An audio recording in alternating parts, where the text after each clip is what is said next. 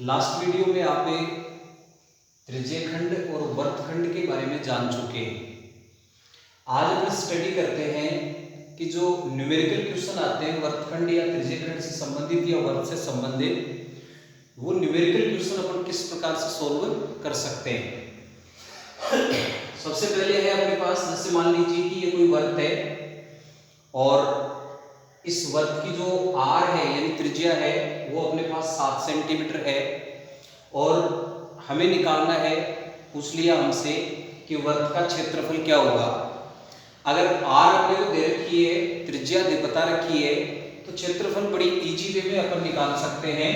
और उसका तरीका ये होगा कि पाई आर स्क्वायर उसका सूत्र है, तो पाई का मान होगा 22/7 या 3.14। इसी प्रकार से r त्रिज्या है तो r की जगह पर r नोट कर देंगे और r स्क्वायर है, स्क्वायर का मतलब होता है कि उसी डिजिट को 2 बार मल्टीपल करना, यानी 7 × 7। और इस प्रकार से अपने पास 7 को 7 से डिवाइड कर देंगे 1 और 22 को अपन 7 से मल्टीपल कर देंगे तो 154 सेंटीमीटर स्क्वायर या वर्ग सेंटीमीटर अपने पास इस वृत्त का क्षेत्रफल है। इसी प्रकार से अगर मान लो इसी वृत्त की अपने को परिधि निकालनी है, तो परिधि निकालने का भी वही तरीका है कि 2πr किसी वृत्त की परिधि होती है, तो 2 एक डिजिट है, पाई की वैल्यू है वो 22/7 होती है और r जो कि अपने को ऊपर बता रखी है 7 सेंटीमीटर, तो 7 सेंटीमीटर उसकी r हो गई। 7 को 7 से अपन डिवाइड करेंगे 1 और इन दोनों को मल्टीपल करेंगे 44 सेंटीमीटर। यहाँ एक ध्यान देने वाली बात यह है कि क्षेत्रफल हमेशा वर्ग सेंटीमीटर में या वर्ग मीटर में या वर्ग किलोमीटर में लिखा जाता है, जबकि परिधि है वो एक दूरी होती है, लंबाई होती है, तो लंबाई के हिसाब से अपन सेंटीमीटर, मीटर या किलोमीटर में उसको शो करते हैं।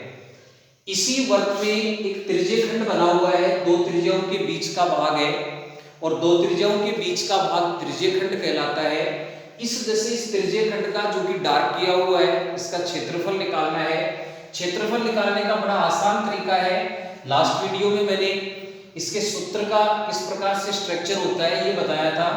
अब जैसे डिजिट रख करके, वैल्यू रख करके अपने को क्षेत्रफल निकालना है, तो पाई की वैल्यू रख दी 22/7, आर अपने को बता रखी है 7, आर स्क्वायर है तो 7 × 7 और थीटा के लिए उसमें दे रखा है कि 90 डिग्री का कोण इन दोनों के बीच में बन रहा है, तो थीटा की वैल्यू अपन 90 डिग्री रख देंगे और अपॉन 360।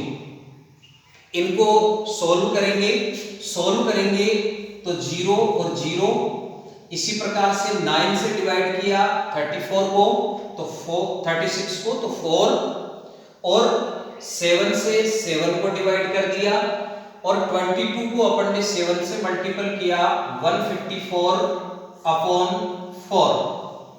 ये सेंटीमीटर स्क्वायर। आगे अपन इसको और डिवाइड कर सकते हैं और डिवाइड करके अपन इसको पॉइंट पे भी रख सकते हैं।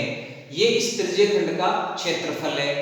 चाप की लंबाई निकालनी है तो वही तरीका है, पाई की वैल्यू रखेंगे 22/7, आर अपने को 7 दे रखी है और थीटा की वैल्यू 90 डिग्री दे रखी है अपॉन 180।